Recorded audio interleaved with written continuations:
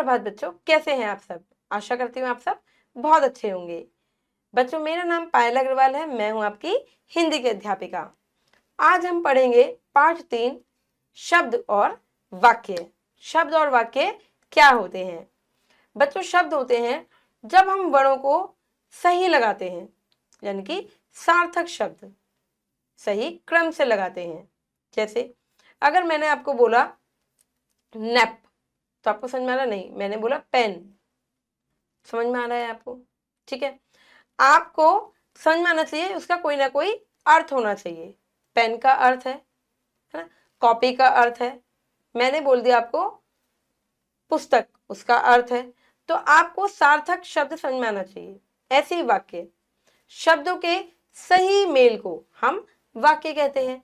जैसे मैंने आपको बोला कि रोहन पढ़ रहा है, आपको समझ में आ रहा है। अब मैंने बोल दिया रहा है रोहन पढ़, क्या आपको समझ में आ रहा है? नहीं आ रहा है ना। जब आपको समझ में नहीं आ रहा, इसका मतलब ये वाक्य गलत है। ठीक है, वाक्य जो सार्थक हो, रोहन पढ़ रहा है, दादी जी बैठी हुई है, बैठी है दादी है, क्या आपको समझ में आ रहा है? नहीं, अटपटा सा लग रहा है, तो ये वाक्य नहीं है। चलिए पाठ के माध्यम से इसको अच्छे से समझते हैं, बढ़ते हैं पाठ की ओर। पाठ 3 शब्द और वाक्य। पाठ का उद्देश्य है बच्चों कि शब्द निर्माण और वाक्य निर्माण का ज्ञान कराना। दोनों खंडों के वर्ण समूह पढ़िए। अब जैसे खंड क देखो, कल ढो, समझ में आ रहा है आपको? नहीं, पर ढोलक आपको समझ में आ रहा है क्योंकि ये सार्थक शब्द है, इसका अर्थ है। जुरात समझ में आ रहा है? नहीं, आपको तराजू समझ में आ रहा है। क्यों? क्योंकि इसका अर्थ है तराजू है। डिगायु समझ में आ रहा है? नहीं। गुड़िया, रियायु समझ में आ रहा है? नहीं, गुड़िया समझ में आ रहा है आपको। धर्म समझ में आ रहा है? नहीं, पर बंदर आपको समझ में आ रहा है क्योंकि इसका अर्थ है। यानी कि शब्द का कोई ना कोई अर्थ होना ही शब्द कहलाता है। वर्णों का अर्थ तो है। बच्चों, आपने दोनों खंडों के शब्द पढ़े। पढ़ने में स्पष्ट पढ़ने पर स्पष्ट है कि खंड क के वर्णों का कोई अर्थ नहीं है। ख का कोई अर्थ थोड़ी है, जुरात, कलढो, इनका कोई अर्थ नहीं है। वही खंड क के वर्ण इस तरह से लिखे गए हैं कि उनमें किसी जानी पहचानी वस्तु का नाम पता चल रहा है। भाई तराजू का, गुड़िया का वस्तु तो है। अतः जब वर्ण मिलकर कुछ अर्थ देते हैं तो शब्द कहलाते हैं। ठीक है, इनका कोई ना कोई अर्थ है बच्चों। परिभाषा देखते हैं। वर्णों का ऐसा समूह जिसका कुछ ना कुछ अर्थ होता है वो क्या कहलाते हैं? शब्द कहलाते हैं। वाक्य जानते हैं बच्चों, सार्थक शब्द मिलकर वाक्य बनते हैं। लेकिन शब्द जिस क्रम में लिखे जाते हैं वह समझना जरूरी है, मतलब उसका भी अर्थ जरूरी है। आपको समझ में आना चाहिए कि बात क्या हो रही है। जैसे कहना बड़ो मानो का, क्या आपको ये समझ में आ रहा है? बड़ा अटपटा सा लग रहा है, कहना बड़ो मानो का नहीं। रहो मिलजुल कर के साथ सभी, समझ में आ रहा है? नहीं आ रहा है, तो ये सही क्रम में नहीं है, इसका मतलब ये वाक्य नहीं कहलाएंगे। ठीक है, ऊपर दिए गए वाक्यों में सार्थक शब्दों का प्रयोग हुआ है पर इनका क्रम सही नहीं है, इस क्रम में नहीं लगे हुए। बड़ों का कहना मानो, ये समझ में आ रहा है। मिलजुल कर सबके साथ रहो, ये भी समझ में आ रहा है। देखिए, अब इन्हीं शब्दों के इस क्रम को पढ़िए। बड़ों का कहना मानो और सभी के साथ मिलजुल कर रहो, समझ में आ रहा है कि सबके साथ हमें मिलजुल कर रहना, बड़ों का हमें कहना माना, तो ये वाक्य कहलाते हैं। इन सार्थक शब्दों को जिस क्रम में लिखा गया है उससे बात पूरी तरह से समझ में आ रही है कि बात क्या बोली जा रही है, क्या हो रहा है और क्या हमें करना है। इसलिए कहा जा सकता है कि वही शब्द समूह वाक्य होगा जिसका सही क्रम हो और जिसका कुछ ना कुछ अर्थ भी हो। बच्चों, पाठ का सार है, वर्णों का सही मेल जिसका कोई अर्थ होता है शब्द कहलाता है और शब्दों का सही मेल जिसका अर्थ स्पष्ट होता है वह वाक्य कहलाता है। चलिए बच्चों, अभ्यास करते हैं। सही उत्तर पर सही कर टिक करेंगे।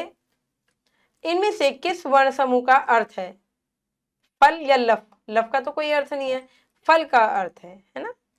चलिए, धीरे धीरे कछुआ है चलता, ये बड़ा अटपटा सा लग रहा होगा आपको।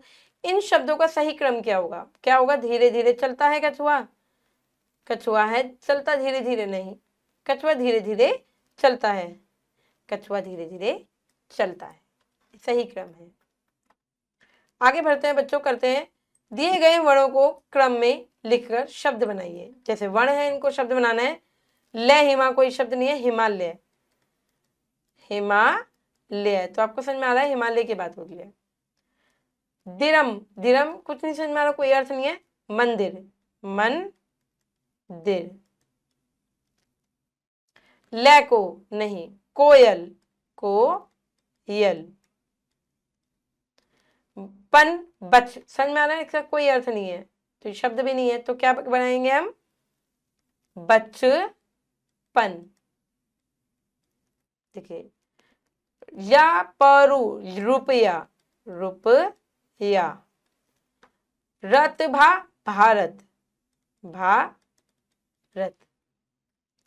आगे बढ़ेंगे बच्चों, देखिए चित्र को देखकर वाक्य बनाइए। अब हमें वाक्य बनाने चित्र को देखकर, जैसे औरतें बातें कर रही हैं, या लड़कियां बातें कर रही हैं, या महिलाएं बातें कर रही हैं। तो महिलाएं लिख देते हैं यहाँ पे, महिलाएं बातें कर रही हैं, कर रही हैं, ठीक है, क्योंकि बहुत सारी महिलाएं हैं। किसान खेत जोत रहा है, किसान खेत जोत रहा है, जोत रहा है, ठीक है बच्चों। चिड़िया घोंसला बना रही है, चिड़िया घोंसला